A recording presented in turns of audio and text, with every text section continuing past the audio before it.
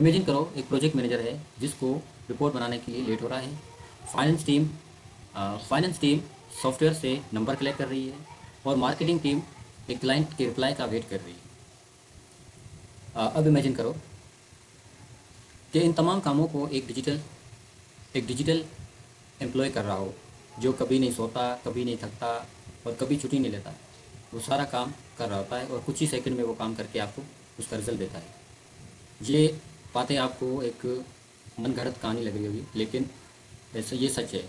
ये फ्यूचर नहीं है, हालांकि ऐसा हो रहा है अभी। अभी 2026 में ऐसी कंपनियां हैं जो डिजिटल वर्कर्स यूज़ करती हैं।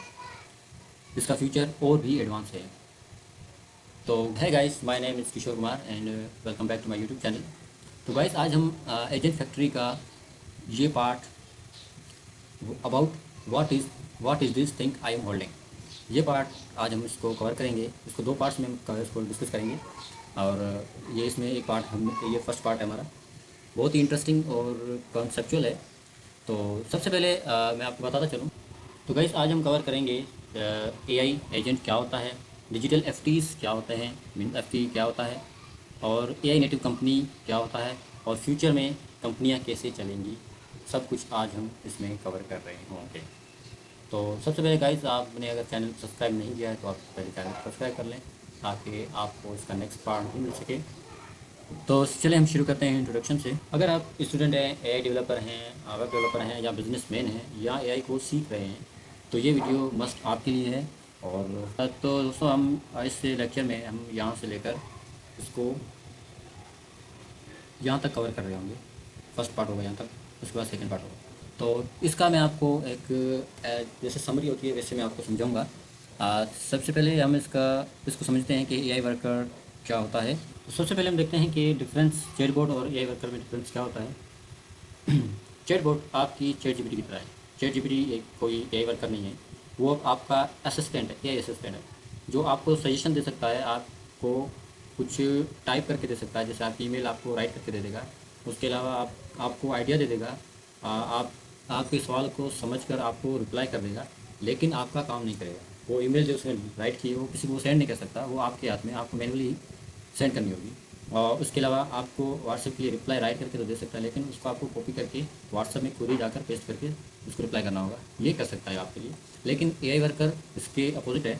एआई वर्कर आप उसको सिर्फ एक कमांड देते हो, वो आपका काम कर देता है। जैसे आपने उसको बोला कि इस बंदे को ईमेल राइट करके सेंड कर दो, तो वो ऑटोमेटिकली ईमेल राइट करेगा और उसको एक पर्टिकुलर पर्सन को या ईमेल पर वो उसको सेंड कर देगा। इसके अलावा अगर आप बोलते हो कि आ, मुझे कोई बर्गर ऑर्डर करना है, तो आप उसको सिर्फ बर्गर का नाम बताओगे, वो कहीं से भी आपको वो बर्गर ऑर्डर करके ऑर्डर को कंफर्म करेगा और वो बर्गर आपको आपके घर तक मिल जाएगा।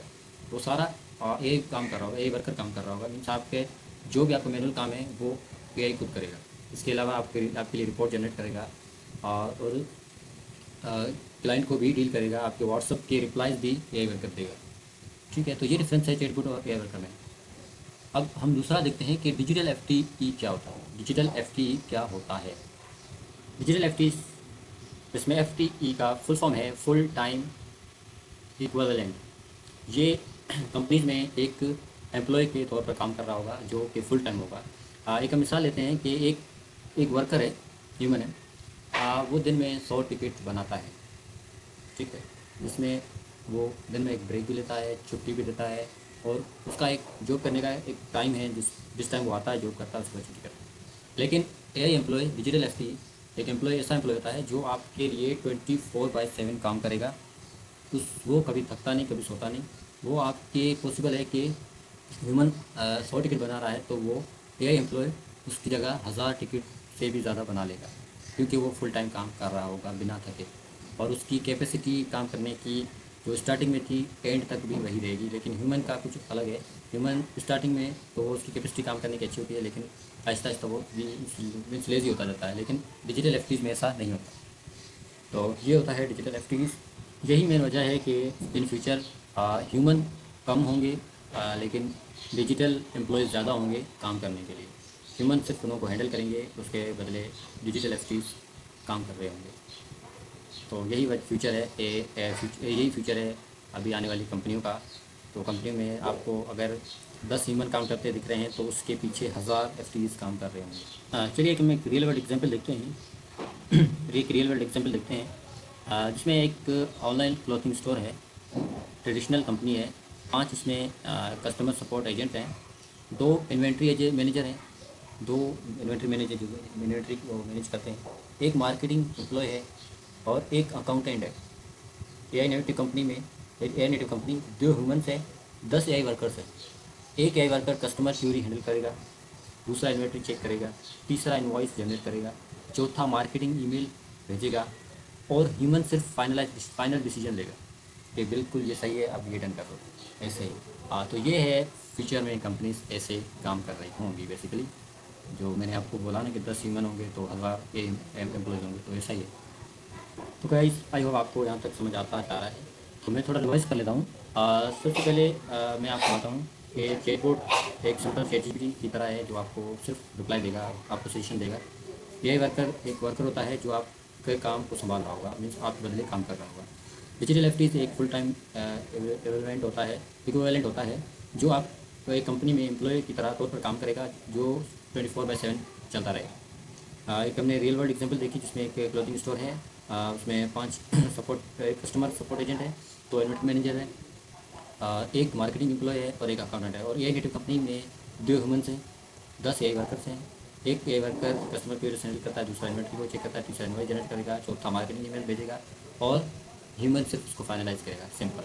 लेकिन अब दूसरा सवाल आता है कि AI नेटिव कंपनी क्या होता है, ये एक सवाल है। ये बहुत सिंपल, मैं आपको बताऊँ, ये बहुत सिंपल है। पहले हम पुरानी कंपनियों की बात करते हैं जो AI नेटिव कंपनी नहीं है।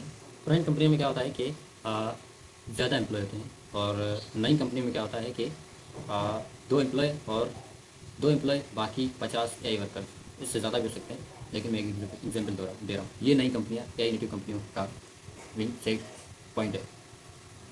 आई होप आपको AI नेटिव कंपनी समझ आ रहा होगा। तो मैं आपको इसी के रिलेटेड एक इमेज के ज़रिए समझाता हूँ, और एक इमेज के ज़रिए और एक एग्जाम्पल के ज़रिए। ये इमेज आप देखें, इसमें एक ह्यूमन है जो काम कर रहा है, बाकी यहाँ पे AI एम्प्लॉयज़ है। AI एम्प्लॉयज़ रिपोर्ट वगैरह बना रहा है और जो भी कंपनी का काम है सारा काम कर रहा है। बाकी ह्यूमन है वो उसको सिर्फ फाइनलाइज करके रन कर रहा है, फाइनलाइज करके उसको रन कर रहा है। तो यही एग्जाम्पल, तो फ्यूचर में कंपनी ऐसे होंगी कि एक फाउंडर होगा जो CEO, दूसरे 2 डेवलपर होंगे और 50 AI वर्कर्स होंगे, FTEs होंगे, जो AI नेटिव कंपनी में काम कर रहे होंगे। तो ये AI नेटिव कंपनी का एक मीन्स एक स्टाफ या कह लें सिस्टम होगा, जिस तरह एक AI नेटिव कंपनी चल रही होगी। आई होप आपको AI नेटिव कंपनी क्लियर हो गया होगा। अगर कोई क्वेश्चन वगैरह हो तो आप कमेंट में पूछ सकते हैं। अगर आपको समझ आ रहा है तो भी आप कमेंट करके मुझे बता सकते हैं। अब हम एक कॉन्सेप्ट पढ़ेंगे, जिसे AI की 5 लेयर्स केक बोलते हैं। मैं आपको यहाँ पे उसको ओपन करके दिखा रहा हूँ, ये रहा 5 लेयर केक ऑफ AI। ये बिल्कुल सिंपल है। इसको एक, अब हम AI इकोसिस्टम को समझते हैं। तो सबसे पहले एक नवेदिया के CEO ने, नवेदिया के CEO ने जेम्स जेम्स विंग नाम का एक CEO है नवेदिया का, जिसने केक ऑफ AI को इंट्रोड्यूस किया है, उसकी एग्जाम्पल दी है। तो इसके मुताबिक सबसे पहली जो लेयर है वो एनर्जी लेयर होती है।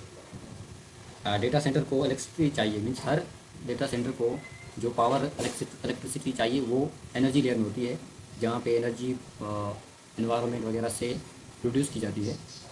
सेकेंड लेयर जो है उसकी है चिप्स, जिसमें हम GPU CPU वगैरह TPU वगैरह इस्तेमाल कर देते हैं। आप ये देख सकते हैं चिप जिसमें प्रोसेसर वगैरह जो होते हैं वो आते हैं second layer. And then third layer इसकी जो है वो है इंफ्रास्ट्रक्चर, ये वाली थर्ड लेयर है। इंफ्रास्ट्रक्चर में क्या होता है, क्लाउड सर्वर और सुपर कंप्यूटर्स काम करते हैं, जो बाकायदा सिस्टम को जिसमें उसकी प्रोग्रामिंग की हुई होती है वो कंप्यूटर्स होते हैं, जिसे इंफ्रास्ट्रक्चर कहते हैं। बाकायदा वहाँ पे एक CPU वगैरह रखे होते हैं, बड़े बड़े PCs या उसके डेटा बेस वाले CPUs वहाँ पे रखे होते हैं, जिसमें प्रोग्रामिंग की गई होती है। एंड सेकंड अपना फोर्थ लेयर जो रियल लेयर है वो है मॉडल्स की। अब मॉडल लेयर के का मतलब क्या है, तो उसका अगर मतलब हम देखें तो जैसे ChatGPT और क्लोड, एग्जांपल मैं अगर दूँ, जैसे ChatGPT और क्लोड, वो एक मॉडल्स होते हैं, LLM होते हैं, जो बाकायदा जिसको रीड करके हमारा हमारी ऐप्स काम कर रही होती हैं, या ये हमारा ये एम्प्लॉय काम कर रहा होता है, जो उसकी मेमोरी वगैरह हम कहें, या उसकी जो एक कलेक्टेड डेटा है वो मॉडल्स के अंदर होती है, जैसे चैट जीपीटी, क्लाउड या जेमिनी वगैरह वो। उसके बाद आती है application layer. Application layer simple है। एप्लीकेशन में यहाँ एआई यूज़फुल बनाती है, और सबसे ज़्यादा बिजनेस वाले इसी लेयर में होते हैं। लोगों को सिर्फ अपनी एप्लीकेशन लेयर दिखती है, जिसमें वो बाकायदा सेंटर से देख रहे हैं, उससे अपना काम ले रहे हैं। और उसके बाद जो 4 लेयर हैं वो उसके बैकएंड में काम कर रही होती हैं, जिसके लिए इलेक्ट्रिसिटी चाहिए। इलेक्ट्रिसिटी के बाद उसमें चिप्स वगैरह होनी चाहिए। उसके बाद कंप्यूटर्स होने चाहिए जो जिसमें प्रोग्रामिंग की जाए, जिसमें चिप्स वगैरह लगी होंगी।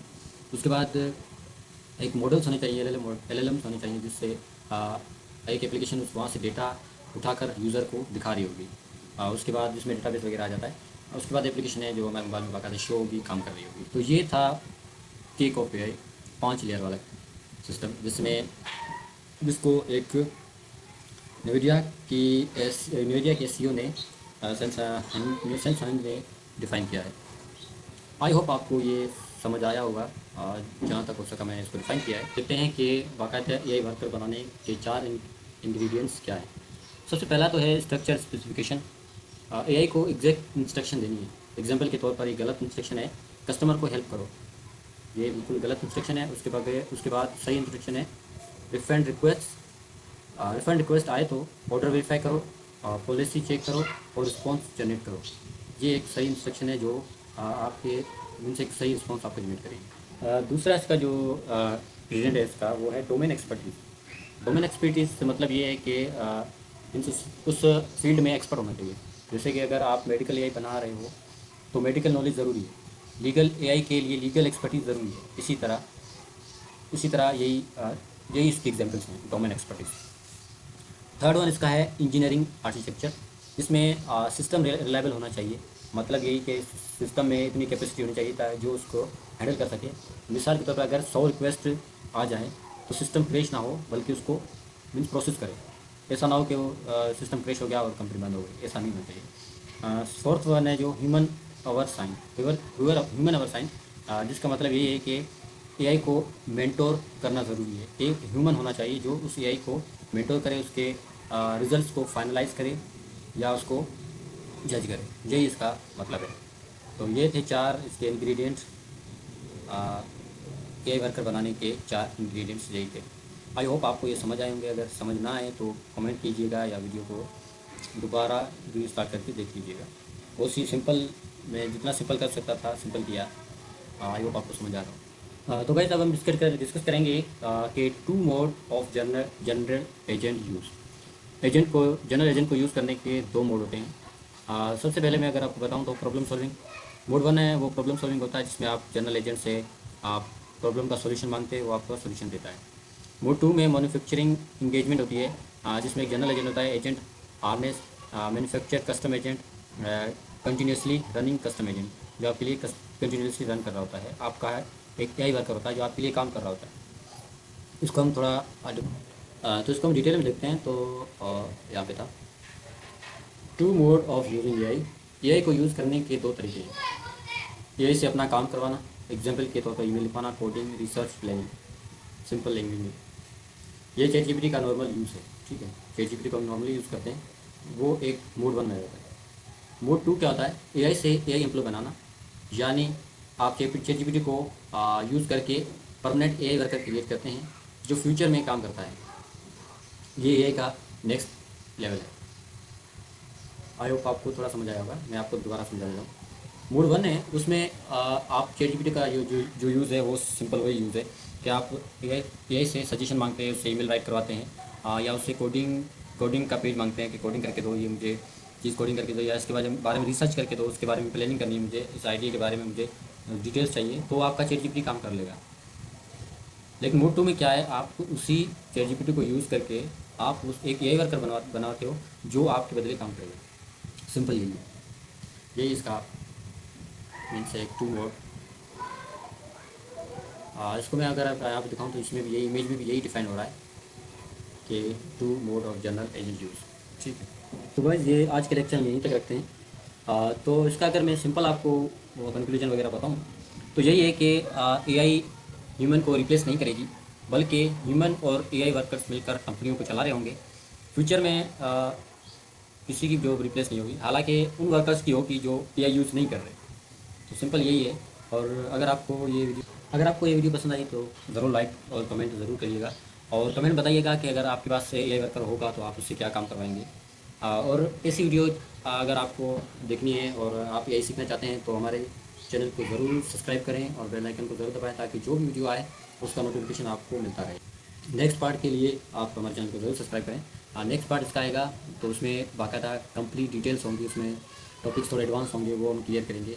वो भी इतना ही लंबा होगा जितना ये है। तो आई होप आपको ये समझ आया होगा। Thank you.